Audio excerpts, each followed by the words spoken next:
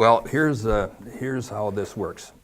First of all, we've been cash flowing for several years, and our finance director, I wasn't totally aware of it until after the fact, but what she has done is she would roll the profit into the next year's budget and keep rolling it in and rolling it in. Well, we hit a horrendous amount of money after a while, and in fact, when I would do my balance sheet at the end, it's like, my God, I can't believe this, you know what I mean? Because it was a lot of money, but that's what she has been doing.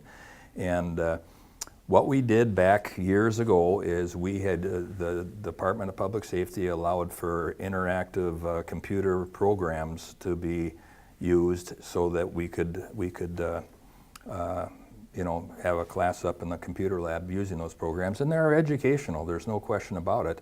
And they for every 2 hours of simulation, of that computer program, and now it's simulation, that equated for, or 4 hours rather, is 4 to 1. All right, it was 1 hour less of behind the wheel.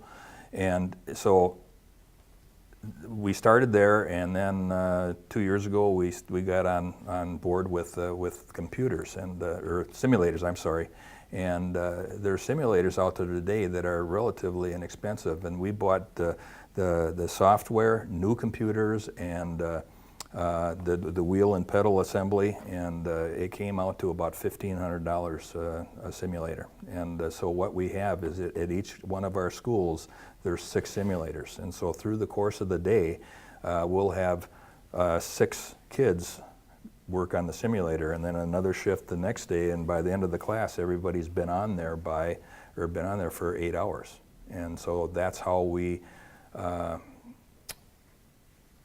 work that side, and what it equates to is the 2 hours of behind the wheel. And so we have 4 hours of instruction rather than 2, or rather than 6 rather, we have 4, and that's why our fees are lower.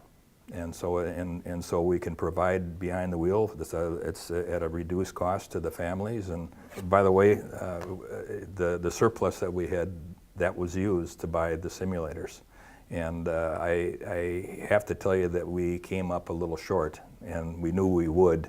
And the finance people are okay with that, but that's because we have a profit and a positive cash flow. And so I'm hoping we're going to have our deficit all paid off to them for those simulators here by the end of this fiscal year, and if not, I guess we have next year.